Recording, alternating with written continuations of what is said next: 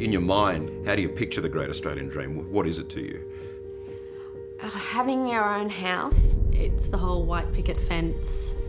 You get to kick the soccer ball in the backyard and own your own house where you want to live. To own your own home, I think, is the critical part of the Australian dream. It's said to be a battle over the Australian dream. A warning tonight for the housing market. A tax on mum and dad investment Is locking the next generation out. You should shell out for them, provide a bit of intergenerational equity. We keep striving to get there. The goalposts just keep on moving back and back. Is the Great Australian Dream dead? Maybe it's just currently in a coma. The Great Australian Dream lives here in Carrawa Road. It's home to the Byrne family who moved in a year ago.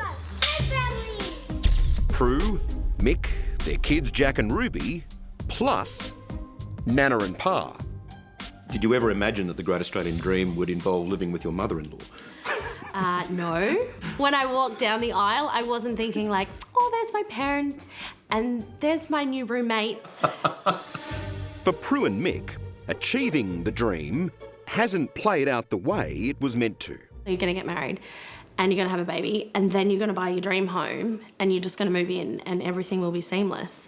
But along the way, it's kind of like, what do you mean you can't just go and shake the tree in the backyard and money will fall out and you can just buy your dream home? We realise it's going to be hard to save for a deposit to buy a house, let alone a unit, where we want to live, where all our family is. Oh, so close, so close. So just have to rethink it and reimagine what'll work for us. So they rethought, reimagined, and came up with this. It's a little chaotic at times, but under the one roof, the Byrne family are living the new Australian dream. We're a year in, all 6 of us living in one house.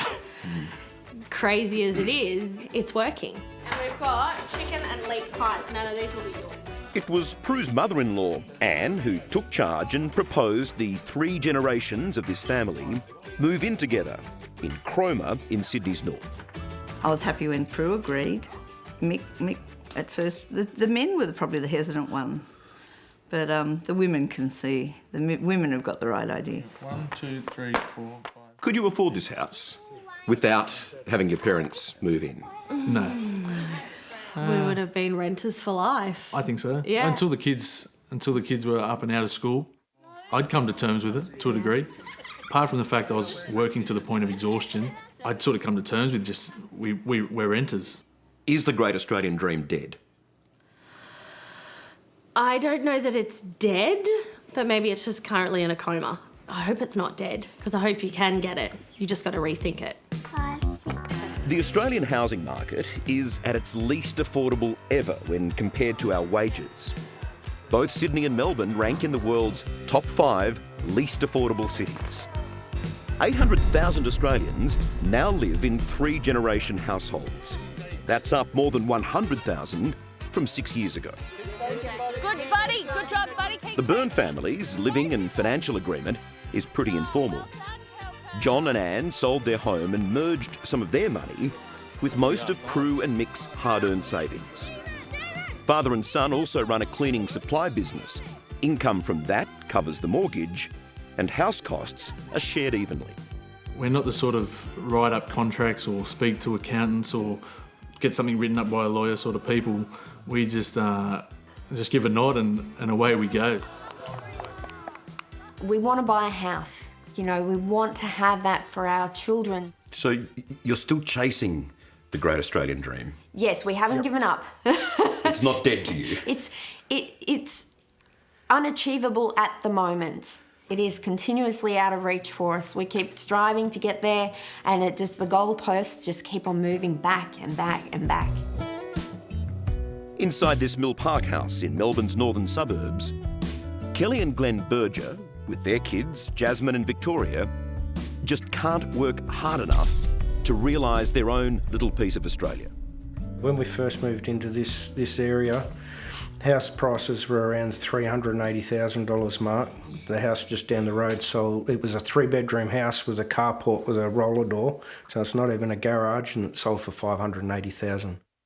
And the longer they spend in the rental market, like the majority of people in their generation, the further away their dream becomes. I want to be able to hand it down to my kids or have something that's an asset for me that we can retire on and we don't have to continually pay rent, in our 60s and 70s and 80s. I couldn't imagine continuing to do that. The very high housing prices in Australia today defy economic logic. The fact is, the price of houses is increasing much faster than what we can earn to pay for them. Despite the twin penalties of mortgages and lawn mowing, Australians crave a home of their own. The great Australian dream of home ownership was born out of Australia's suburban social reinvention in the 1950s and 60s, as Prime Minister Sir Robert Menzies pushed an optimistic economic message for Australia's growth. How important is it to you that you own your own house? Well, for me, very important. It's something that I think every young family should get into very quickly. I think it'd be terrible not to have your own home. A house in the 1960s was worth twice your annual income. Today, that median-priced house is worth 7 times your yearly wage, 10 times if you live in Sydney. Even in the 1980s, the median city house price in Australia was $38,000. Now, it's $600,000. This means it's almost impossible for young people to crack into the market without help. 4 in 5 over 65-year-old Australians, the baby boomers like Anne and John, are homeowners. But for their children, most are stuck renting, with just 47% owning their own home, the lowest it's ever been. But certainly not for a lack of hard work, is it? No, not at all. For Kelly and Glenn, every cent counts. They both work full-time. He's a tip truck driver, she's a bookkeeper. Together, they could service a mortgage, but scraping together the cash up front for a deposit on a Melbourne home is completely out of reach. The funny thing is that with the amount that we're paying in rent for this type of house, we would be paying hundreds of dollars less to buy our own home. Got lunches, what are we having? Trying to get the deposit together while you're paying exorbitant rents, we're just paddling along, just trying to, it's like paddling upstream. Well, the great Australian dream is still well and truly alive. It's just very different from what it used to be. So what version of the Australian dream is this house? Tim Lawless is the nation's top property number cruncher. Incorporating, say, detached living. Typical buy-in price for a house in Mill Park is about $486,000. And similar to most suburbs around Australia, over the past 20 years, that's increased substantially by nearly 300% over the past 20 years. 300%? That's right. Yeah. So to save for a deposit on a $486,000 home, you're looking at about $73,000 to $75,000. That's a 15% deposit. Add on to that your stamp duty, and then your conveyancing and your purchasing costs, and you're looking at quite an expensive initial start to the dream. He says if the deposit really is out of reach, families should move back in with mum and dad. It's not a new idea, but it's coming back into vogue. So maybe we're going back to the future a little bit here. If you look back at Australia's immigration past, when we had a lot of, say, Italians coming into Australia, a lot of Greeks, and there is this culture of multi-generational living, so it does make sense. Are you in a position where you'd love to help out, but you can't? Pretty much that. Yeah, We'd love to help out, but we can't, because literally what we have is our retirement. Kelly's mum, Yvonne, and stepdad, Mick, are in the same position as the vast majority of their baby boomer peers, just unable to give their children a leg up. Very frustrating. It is very frustrating because you want to actually help them a lot. I'd love to win a lot of money because the first thing you say to yourself is I'd get the kids all set up. But Yvonne and Mick aren't about to pack their bags and shack up with Kelly, Glenn and the kids just yet. No, we'd kill each other. It just wouldn't work. Can't imagine yourself doing it? But I tell you, 1 week in, 2 weeks in, maybe 6 months, oof, no. You said we should look out further. I guess it wouldn't hurt us. We're in the northern suburbs of Melbourne here, and we're prepared to move country So it's not like I'm looking around the corner because there's no way we can buy in this area. It's got a lovely garden, a garage for 2 cars to park in. At what point do you give up on it? I'm not the type of person to give up. So we will just keep working and, you know, we'll keep chasing. Well, this is one of the true bonuses of all living under the one roof. Definitely. I think I'm one of the luckiest grandmothers alive. Back in Sydney, Go, Jackman. Nana and Pa couldn't be happier with the decision they'd made. If you couldn't step in and offer this plan, where would it be for Mick and Prue? I think they'd still be renting every weekend. You know, they'd be scratching for the dollar. They may have had to move away from Sydney, which would have been worse from my point of view. Then I wouldn't see the grandchildren at all. It's a pretty good move, Jack.